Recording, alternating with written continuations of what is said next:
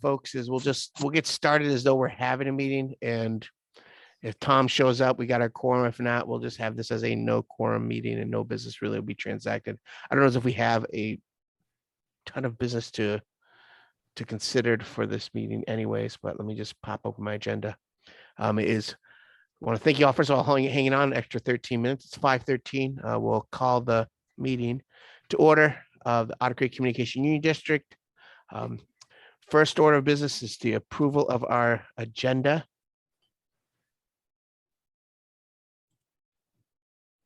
Motion to approve. Motion from Larry. A second. Second from John. Any changes? Nope. All those in favor signify by saying aye, give them a thumbs up. Aye. Aye. Any opposition? Passes unanimously. Moving on to agenda item number 3, the approval of November minutes. Note and update from the executive committee. That was just a notice that we were going to start trying to get our meetings transcribed. And were you able to figure that out, Bill? The transcription, no. I mean, but given the performance anxiety of having you all look at me, I think I was really close. I was listening to the guy explain it to me on YouTube while I had you guys on mute. I know it's an option somewhere in there, but I couldn't find the right menu option to pull it up. And again, yeah, that's why I was hoping. Yeah, but thank you, John, for that, for the tutorial. And I hope it works for you. I think it will. I think it will. But I was like clicking, fast forwarding through it because it's like 3 minutes, and I was trying to find the right spot where he says, "Hey." Barring that, we don't have November minutes to look at, right? No. Okay, so I take a motion to table that.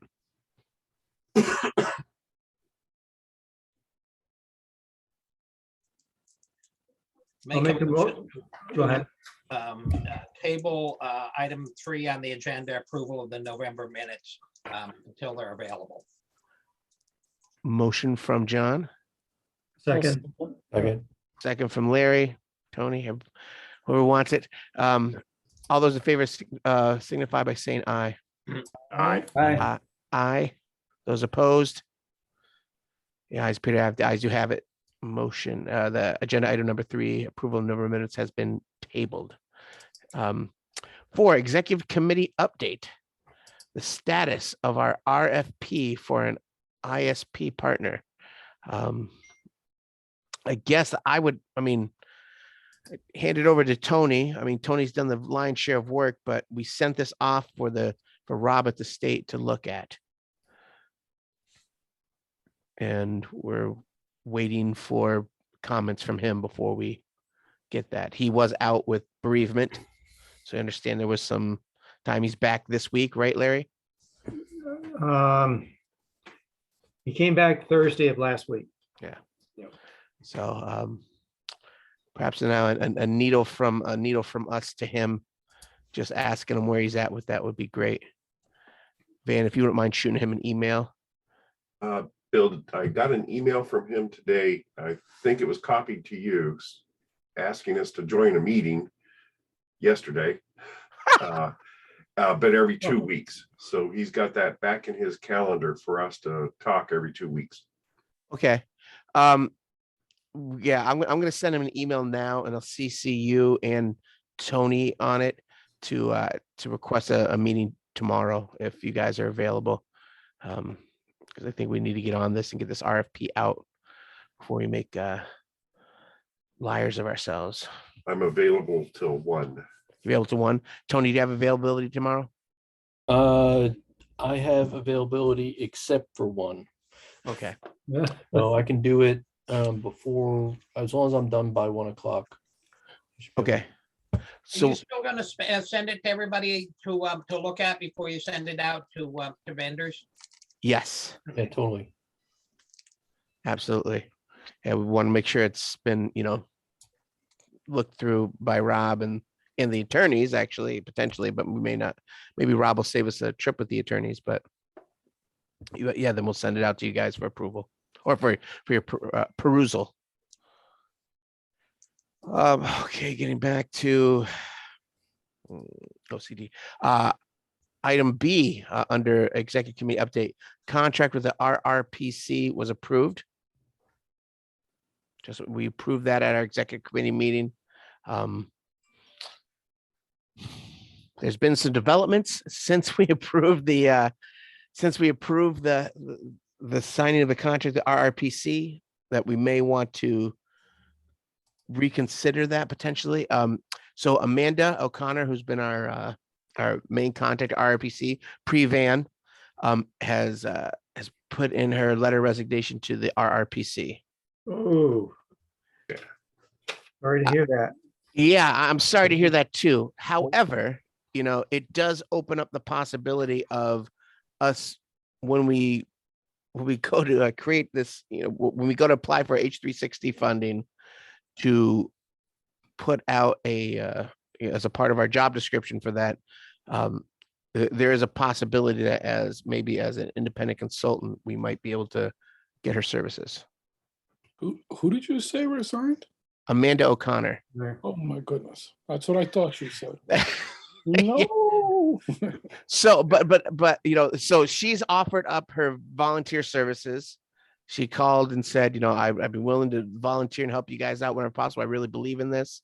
I said, well, if we put out an RFP for a project manager for this, would you be interested in the possibility of answering it? Would you at least consider it? And she had said she would consider it.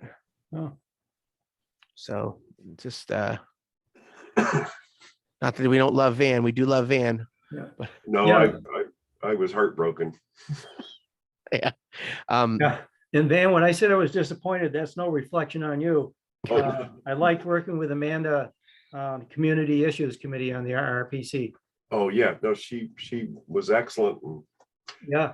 Yeah. she knows all the history to all these agreements and filings and everything we've turned in. So it's a real loss. Yeah, again, my fingers are crossed that, that I guess that'll move down to item F, or more than item F. We need to get a job description on that project manager, like out, and get that out right away so we can start receiving applications to fill that role. I don't know if there's anybody here that wanted to work with Van on making that happen. And it could be just as much as just emailing other CUDs, asking them for their description of their project managers that we can shamelessly borrow and turn into our own. Yeah, I can work with Van on that. I can send it out to all the members of the governing board of OCCUD. Of all the That'd be great. CUDs. Yeah, because they've already done this. Right. A lot of them. Yeah. All right. Thank you, Larry, and thank you, Van. Any other questions, comments about item B/F? Okay.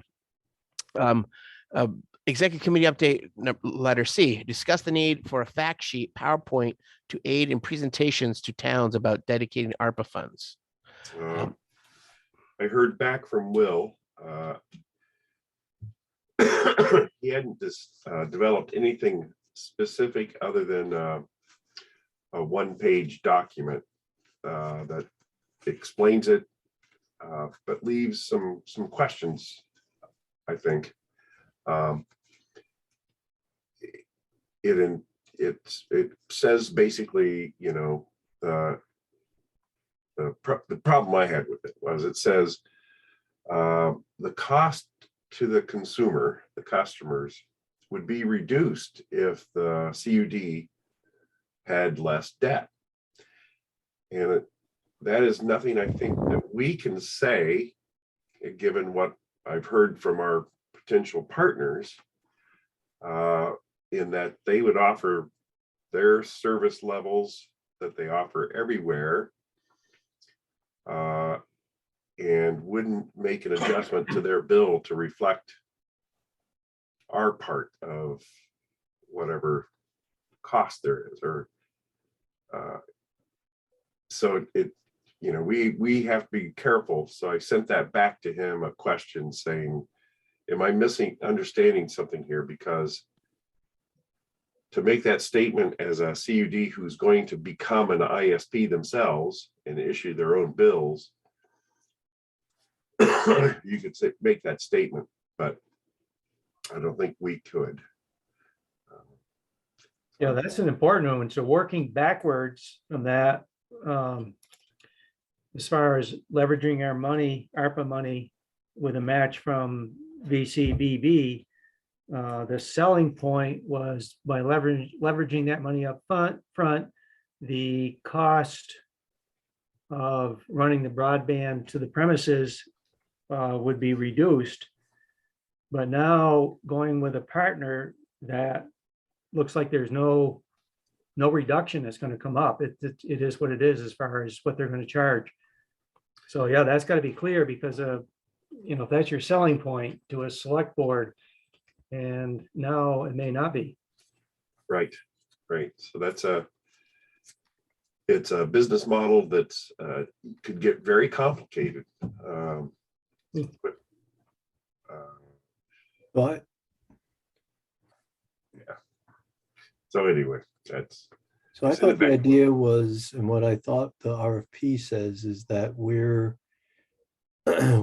expect our partner to invoice for some kind of surcharge, right? And that surcharge would be dependent on how much grant money we were able to contribute and how much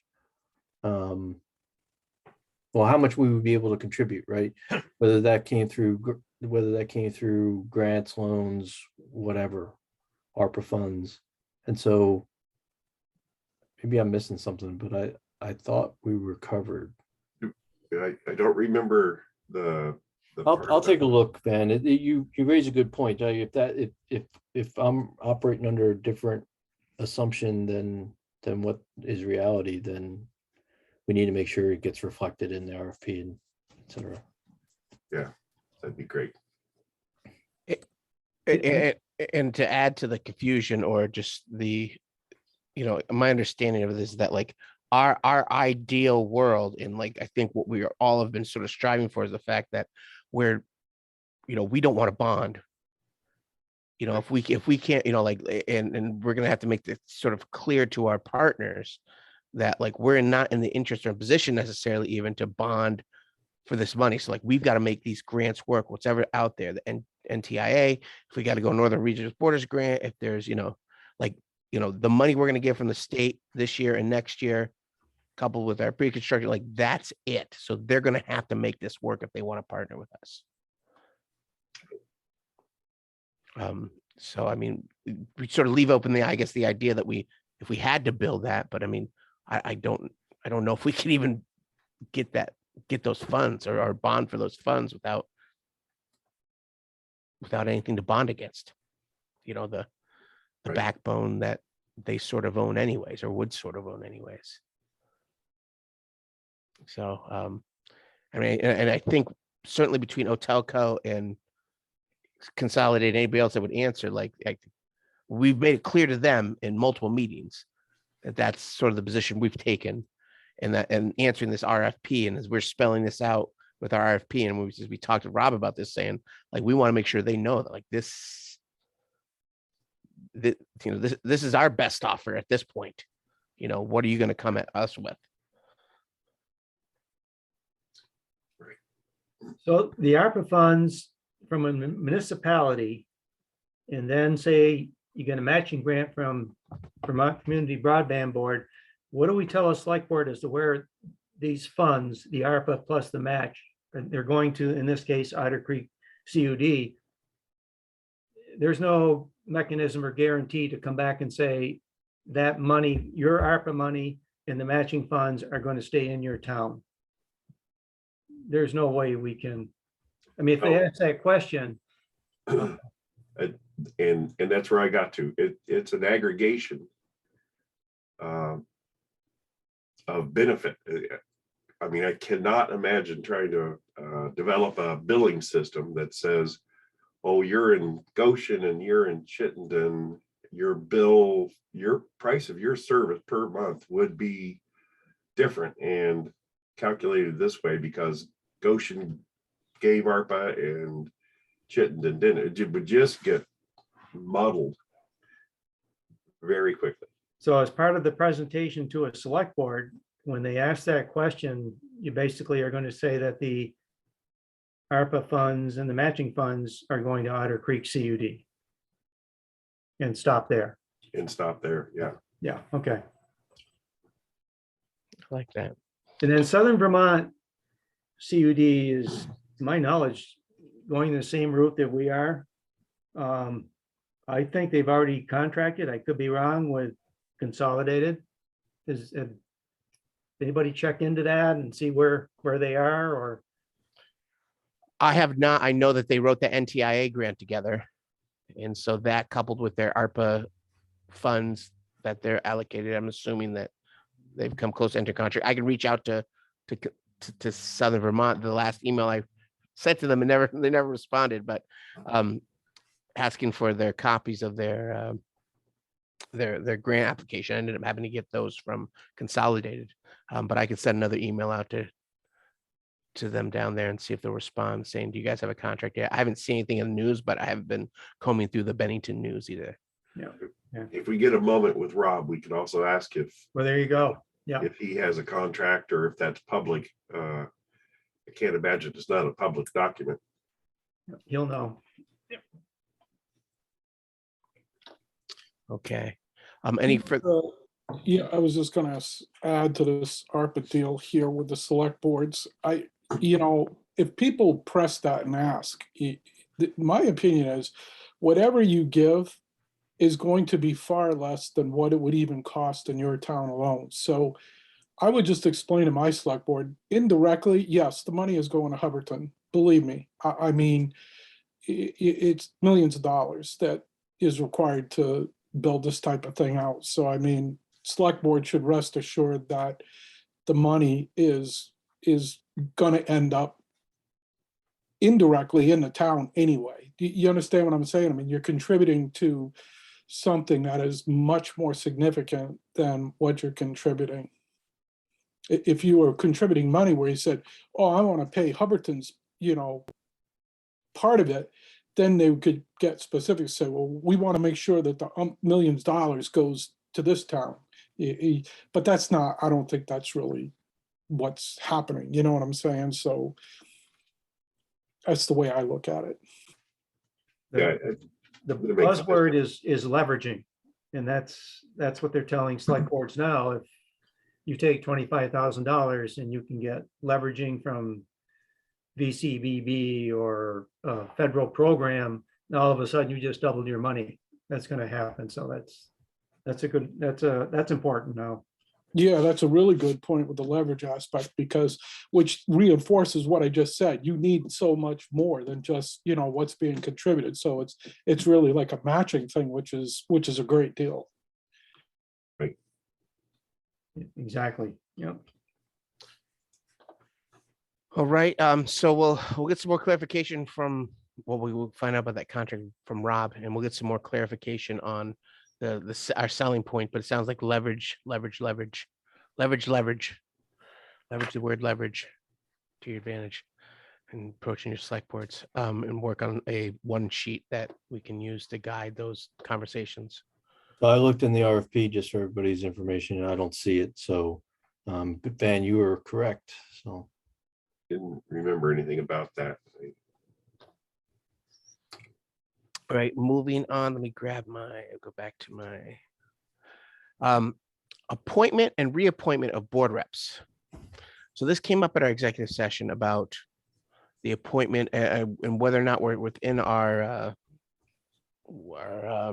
bylaws about appointment of our board reps. Within the bylaws initially, as they were put in the statute, was talking about on every April that we'd need your select board would need to approve your appointment. And I since last week's meeting, I have not had a chance to catch up with Rob about this to find out if this is something that can be changed so we can make it just an appointment until you are no longer. And Tony had found something about the appointment until you're no longer appointed. Yeah, I think the way I read the bylaws, you're appointed until either we kick you out or your town appoints someone else. We're abducted by aliens. Yeah. Right. Right, yes. Yes. Or you die. I guess that's the Yeah. third option is. So we'll get some clarification before the next board meeting because that magic date was April. Like I know on some of the people, when they signed their, they passed along their, like I think John Hill and Benson potentially, when their select board had signed the sheet appointing them, that they'd had a different date on there. But I don't know if our bylaws would supersede that appointment. I mean, we control who's, well, yeah. Anyways, we'll get clarification on that, just so you guys know that is an offing and that potentially at the next meeting, we either bring a sheet to you or we're getting clarification from Rob saying, no, you guys are good. We don't need to do anything else. Get it reappointed by your select boards. Yeah, that would work.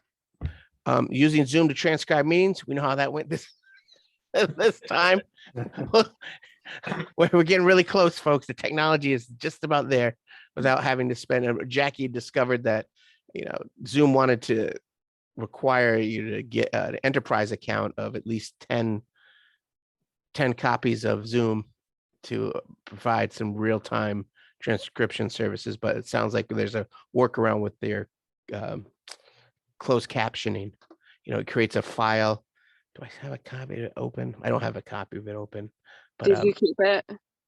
I can show you. See if did I keep it? Oh, maybe I did. You still had it at one point. Yeah. It wasn't horrible. I mean, it had like the times listed and literally transcription word for word.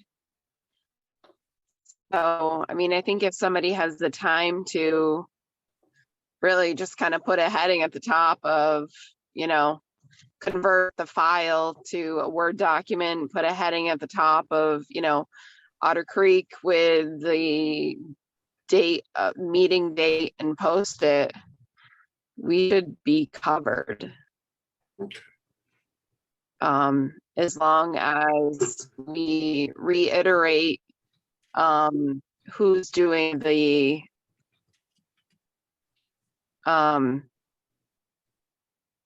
recording. motions. So Right. it's in there. Yeah, When it transcribes, which you normally do. So when it transcribes, it doesn't pick up who's it doesn't pick up who's actually speaking. Oh, okay. Yeah. This is the transcription from So- last night's meeting.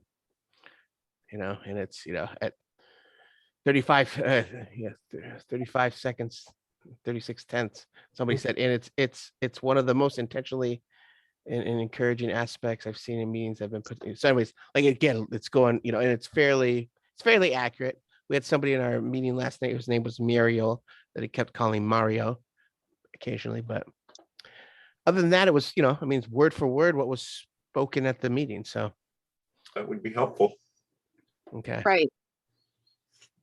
Yeah. And- I mean, and you announce the agenda items every time a new agenda item is, brought up so that it picks that up in the captions.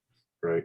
And you have to reiterate, who does, the first motion, who does the second motion, and how the motion passed. Right. And then I think we should be covered. Yeah, that should work. Yeah. And between that and the video too, I mean, I think, we're double covered, right? Right. Yeah. And I think, just take the file, convert it to Word, and then put, the heading of, Otter Creek CUD with the meeting date, and just get it posted and to the website. That would help. So any other questions about that before we move on? And then we're covered for, right, and then we're covered for our open meeting law. And Lord help us if Stephen Whitaker comes after us. So we covered F under a need for an employee of the OCCUD. VCUDA update, Larry. Yeah, we met February 7th. I think more questions came up. The executive committee's heard most of this. One of the things that came up is the impact of the final rule from the US Treasury Department. For quite a while, even on the state level, we were talking about 100 megabits per second symmetrical. The final rule is 100 download and 20 megabits per second upload. Our chair said everything they use is based on DOCSIS 3 standard, which I have no idea what that is. And the BCBB themselves, this is not VCUDA, but BCBB is working on a definition of what overbuild is. Will Anderson is working on purchasing policies for both bulk fiber and bulk hardware purchases. So everyone has something a little bit different. I just wrote down my own notes about our case with going with a existing provider is what our needs are going to be for materials, both fiber and hardware, or if those are going to be provided, or we're going to have to go out and get them through VCUDA. The VCUDA, what they're purchasing, both the fiber and the hardware, the lead times are not looking good. They're actually really long out there, and that's supply chain and everything else that's come with it for the pandemic. Let's see. The CUD, they're working on a CUD merger policy. So in case there's some CUDs out there, they'll have the protocol if they want to merge. And then they're also working on a draft of shared, this is all CUDs through VCUDA, shared accounting and auditing services. So that hasn't come up yet. When it is, it'll be on the VCUDA website. And then there was the discussion on what to do with conduit when you come to a premise, which is a house, whether it's a business or a residence, and everything at the last pole goes underground. Now, where do you go from here? Our engineering study, when I found it or read it, it was recommending a 2-inch conduit with sweeps, because you can't have the sharp bends with fiber optic cable. But it also said you could run fiber optic cable along with a regular cable, depending that it had sweeps in it and not bends. So that kind of contradicts. But basically what the discussion came is when you start going underground, that's on the homeowner.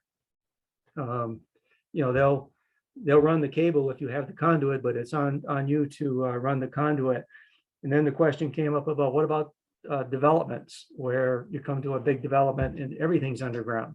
Are there conduits that can be used? Should you be putting in your own conduit? So the questions kept popping up, and it's basically each CUD is going to have to run in and handle their own problems when it comes to this, because even utilities sometimes really don't know who owns the conduit in developments. But in some developments, utilities will take care of it if it's done properly underground, and other times to a house or a premise, when you go underground, again, that's back on the homeowner. So we'll see. And I know that 2-inch conduit, which is recommended, is expensive. But we'll get to that when we get to that.